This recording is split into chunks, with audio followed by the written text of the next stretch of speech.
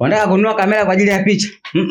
Subiri kwanza. Usikimbilie kuangalia megapixel peke yake kwenye kamera, kwa sababu kuna pointi nyingi sana ambazo unatakiwa kuzizingatia ili uweze kupata kamera ambayo itakufaa kwenye kazi yako. Lakini pia hii itakusaidia wewe kuweza kuepuka hasara ambazo unaweza ukazipata baada ya kununua hiyo kamera ambayo unataka kununua. Leo nitakupa pointi zangu 7, na pointi ya 7 hii itakusaidia direct kuweza kuokoa pesa zako ambazo unaweza ukazipoteza baada ya kununua kamera yako. Pointi ya kwanza kabisa ambayo unaweza ukazingatia hapa ni kwamba usiangalie megapixel pekee, kwa sababu megapixel sio kitu pekee ambacho kinasababisha picha au quality, ubora wa kazi yako uweze kuwa mzuri, kwa sababu megapixel ni sehemu tu ndogo ya ubora ambao umewekwa kwenye kamera ili kuweza kusaidia wewe kuweza kupata kazi ambayo inaeleweka au picha ambazo zinakuwa ziko katika quality ambayo unaitamani. Sasa badala yake wewe, baada ya kuzingatia megapixel, kwa sababu kuna kamera ambazo zina megapixel ndogo, kwa mfano kuna kamera kutoka na megapixel 18 lakini ubora wa kazi yake ni mkubwa kuliko hata kamera ambayo ina megapixel labda 30, na hii ni kwa sababu ya vitu vingine ambavyo vinasaidia kamera yako kuweza kupata quality na ubora wa hali ya juu.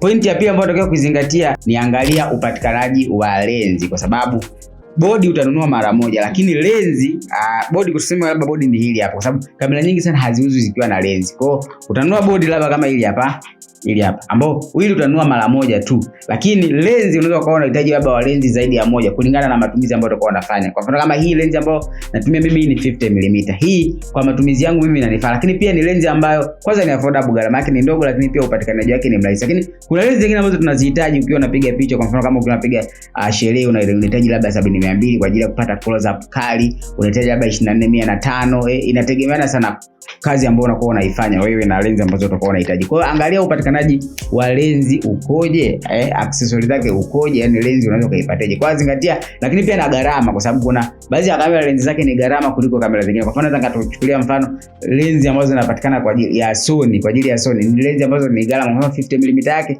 inapatikana mpaka 800,000 mpaka 1,000,000, lakini 50 ya Sony, ya Nikon, labda Canon unaweza kuipata chini ya hiyo bei kulingana na kamera. Kwa hiyo zingatia hicho hapo. Pointi ya 3 ambayo unatakiwa uzingatie ni kuangalia upatikanaji wa backup, vitu ambavyo vina support kamera yako. Kwa mfano kadi, kwa sababu kuna baadhi ya kamera unakuta inatumia kadi ya CF, ambayo CF upatikanaji wake kidogo ni changamoto, lakini pia hata gharama zake hizo kadi za CF ni kubwa kuliko kadi zile zingine za kawaida. Lakini pia unaweza kaangalia betri zinapatikanaje. Kuna baadhi ya kamera ambazo betri zake kidogo upatikanaji ni changamoto, na hata ukiipata unaweza kukuta inauzwa mpaka 200,000 betri moja.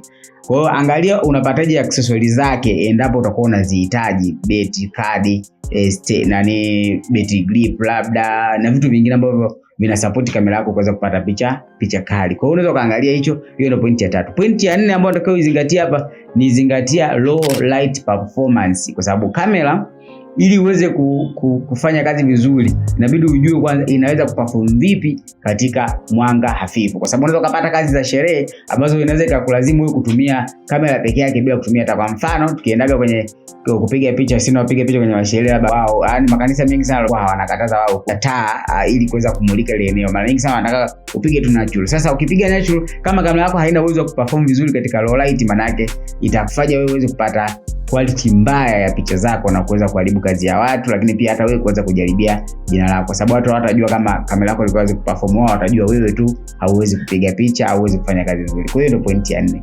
Pointi ya 5 ambayo unatakiwa uzingatie hapa ni usinunue kwa sababu watu wengine wananunua. Kuna kamera nyingi ambazo hadi ziko mtaani nyingi na watu wengi sana wanazitumia. Kwa mfano Canon 5D Mark II. Hii ni kamera ambayo mimi mwenyewe binafsi nishai kutumia, lakini ni kamera ambayo watu wengi wanaipenda na ni kamera ambayo ina bei ndogo, yani ni full frame, lakini bei yake unaweza kuipata kwa bei ndogo na kwa matumizi pia inafaa sana. Lakini ni kamera ambayo kwenye swala la low light ni sijaielewa kabisa. Kwa mfano ukienda kushutia harusi, sehemu ambayo umefunga taa chache, lazima tu itakuwekea vichenga. Ukipiga picha na speed light labda au taa ambazo zina mwanga mzuri, afu ikiwa usiku utaona lile giza lake, sehemu ambazo zina giza lake utaona kuna vialama vya ajabu vinatokea ambavyo ni noise, ambavyo vinaharibu pia ubora wa kazi yako. Kwa hiyo usinunue kamera kwa kufuata mkumbo, kuangalia nani ana kamera gani.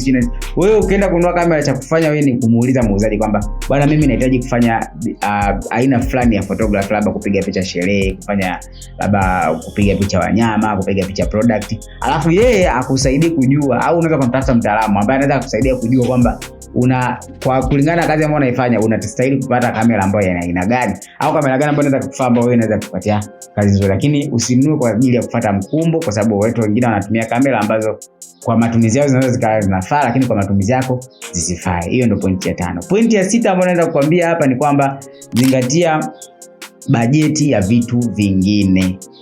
Hii inatokea kwamba mtu unakuta anawekeza hela nyingi sana kununua bodi la kamera, labda anaambia labda 5D Mark IV labda ni milioni 5. Anawekeza milioni 5 nzima kwenye bodi pekee yake, lakini anasahau kama kuna lens, ambayo lens pia ni mchango mkubwa sana wa kamera kutoa quality nzuri. Lakini pia anasahau labda kuna battery za backup ambayo inaweza kumsaidia pia kufanya kazi bila stress akiwa kazini. Lakini pia anasahau kuna mic kama atakuwa anashoot labda video au anafanya, ambayo vyote hivi vitaweza kusaidia au kusupport kazi yake iweze kuwa nzuri. Kuna stand za kamera, kuna vitu vingi ambavyo vinatakiwa viungane ili kuweza kupata kazi nzuri, yani picha ambazo zinakuwa katika muonekano mzuri na quality ambayo ni kubwa. Kwa hiyo usiwekeze hela nyingi sana kununua bodi peke yake, zingatia pia kununua na vitu vingine ambavyo vinaweza vikasupport. Kwa hiyo unapotaka kununua kamera, kwanza angalia bajeti, gawasha, afu kisha gawasha, utafahamu kulingana na bajeti ambayo uko nayo ni kifaa gani ambacho wewe kinaweza kikakufaa, lakini pia unaweza kununulia na vitu vingine ambavyo vinaweza vikafiti. Na ushauri wangu ni kwamba bora uwekeze hela nyingi sana kwenye kununua lens na light kuliko kuwekeza hela nyingi kununua